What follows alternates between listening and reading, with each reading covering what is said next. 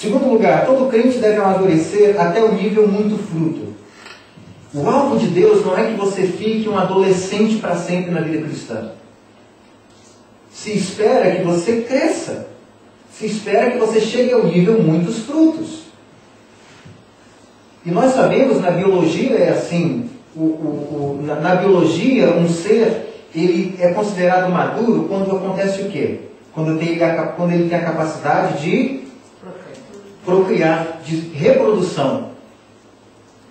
E muitos de vocês sabem, talvez até enfrentem, não sei, mas talvez alguns de nós até enfrentemos isso. Problemas, quando você sabe que você não pode reproduzir, quando existe um problema no casal, no homem ou na mulher, que ele não pode reproduzir, gente, você sabe que alguma coisa no processo deu errado. Lá no Rio de Janeiro nós acompanhamos um casal que gastou muito dinheiro tentando fazer com que ela ficasse grávida.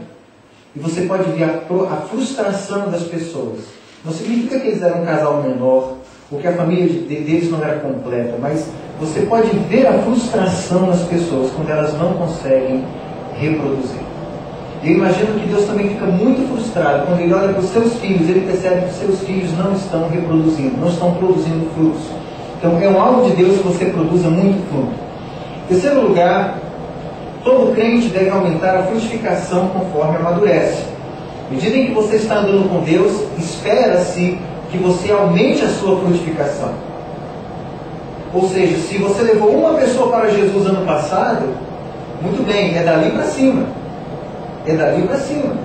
Até porque não dá para levar dali para baixo, né? Meia pessoa a Jesus, né?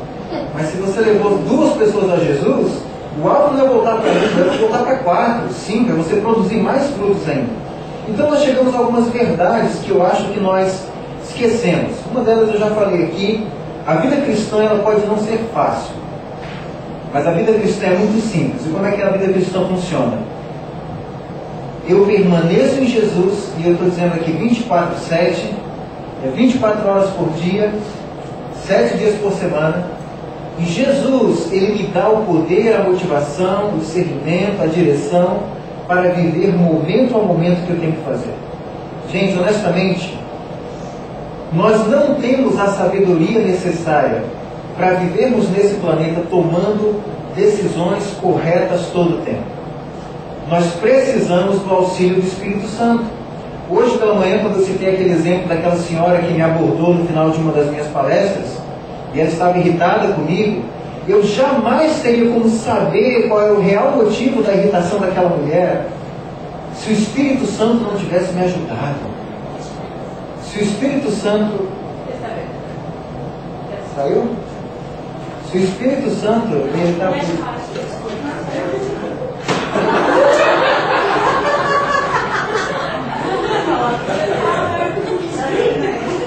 Às vezes o Espírito Santo exortar a gente também.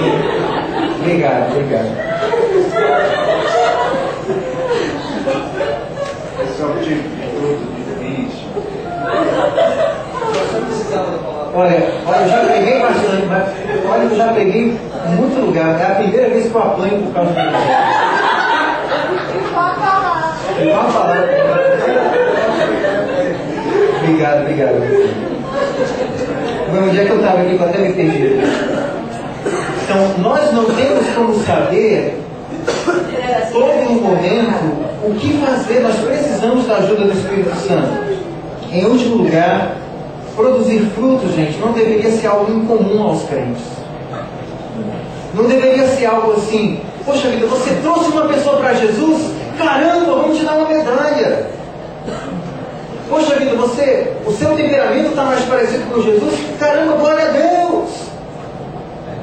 Gente, eu entendo quando nós fazemos isso, porque eu também faço isso, mas quando alguém pega o microfone e vai lá na frente na igreja, ou ele chega na reunião de oração e diz assim, olha, hoje eu preciso dar um testemunho, porque Deus respondeu a minha oração,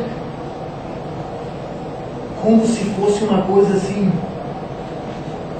como se Deus não fosse o Deus que responde às orações. Gente, eu não estou fazendo uma crítica a quem faz isso, porque a gente fica feliz, mas será que isso não deveria ser uma coisa mais comum na nossa vida? responder às nossas orações não deveria ser uma coisa mais comum na nossa vida?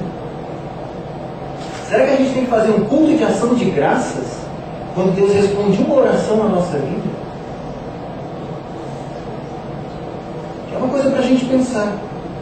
Produzir frutos não deveria ser algo incomum.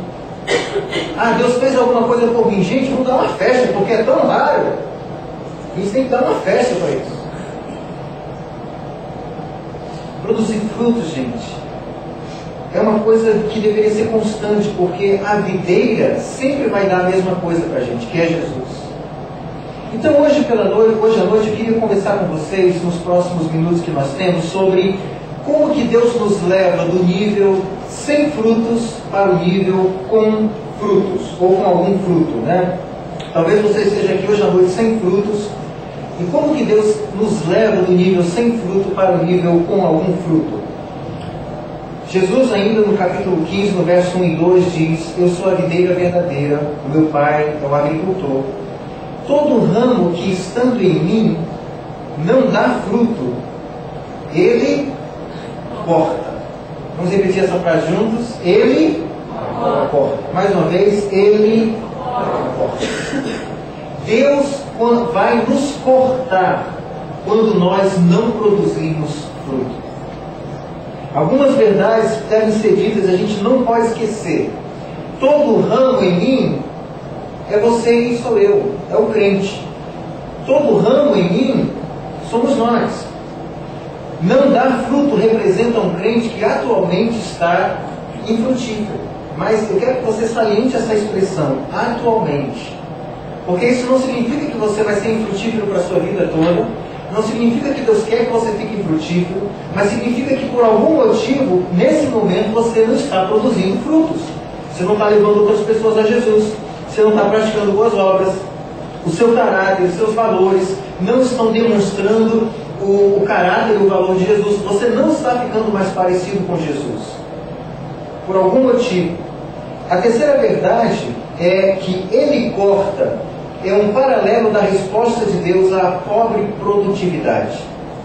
Em outras palavras, quando Deus ele nos vê infrutíferos, preste atenção nisso. Deus ele não cruza os braços. Quando Deus nos vê infrutíferos, ele não fica do céu aplaudindo a gente, ou simplesmente conformado. Ah, o Márcio não está produzindo frutos, então tudo bem, eu vou deixar o Márcio sem frutos.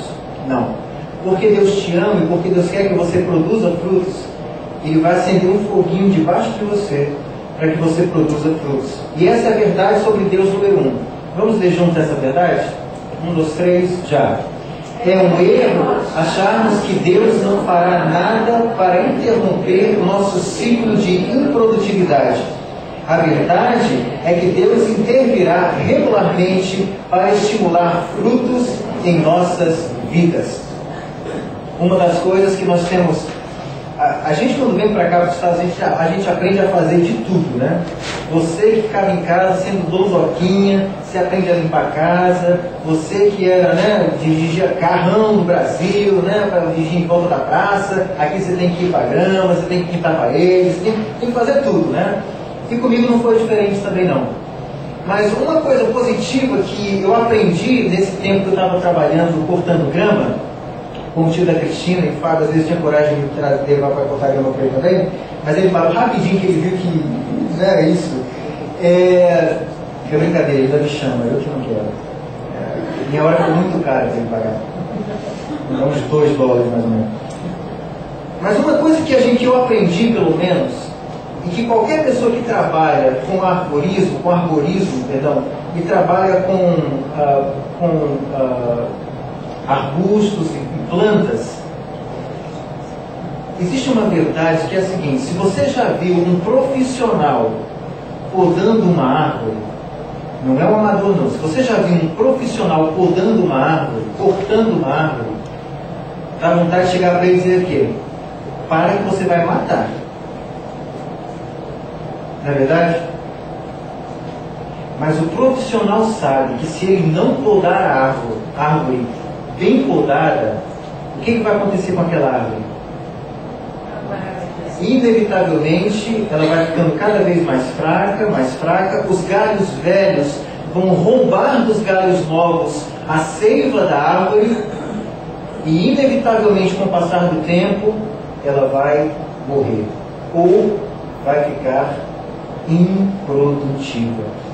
Então é necessário que venha alguém e corte aquela árvore. Gente, quando Deus nos corta, quando Deus intervém na nossa vida, Deus muitas vezes vem com disciplina. E se você está aqui hoje e não está produzindo frutos, é muito provável que Deus já tenha começado essa disciplina na sua vida. Começou a podar você, começou a cortar você. E talvez você nem tenha percebido isso, porque você talvez ainda tenha uma energia espiritual de sobra, ou talvez você seja muito duro de coração para perceber isso, ou talvez alguns de vocês são até muito rebeldes. Porque Deus começa a nos disciplinar, e a gente sabe que Deus está nos disciplinando, mas a gente simplesmente está dizendo, ainda não está doendo o suficiente. Ainda não está doendo o suficiente, então eu vou continuar fazendo aquilo que eu acho que é certo. Quando Deus disciplina a nossa vida, nós deveríamos ter um carinho muito grande por Deus, quando Deus disciplina a nossa vida. Porque a Bíblia fala que Deus disciplina a nossa vida porque Ele nos ama. Hebreus capítulo 12, versos 5 e 6, a Bíblia diz: meu filho, não despreze a disciplina do Senhor, nem se magoe com a sua repreensão, pois o Senhor disciplina a quem ama e castiga todo aquele a quem aceita como filho. Quantos de vocês aqui são pais ou mães? Levante as suas mãos. Tem bastante gente aqui, tem bastante gente. Nós vivemos hoje uma cultura onde, hoje nem tanto, mas alguns anos atrás, há 5 anos, entre 5 e 10 anos atrás, houve uma forte corrente psicológica de crescimento, desenvolvimento humano, que ela começou a pregoar que se você disciplina o seu filho, você pode causar um trauma no seu filho, e o seu filho não vai ser uma pessoa bem desenvolvida emocionalmente. Seu filho vai ter um problema emocional ao se desenvolver e ao se relacionar com outras pessoas. Não demorou muito tempo para se perceber que essa teoria, teoria, na verdade, é o que se chama isso, né? Uma teoria, ela não era verdadeira. Todos nós precisamos de disciplina.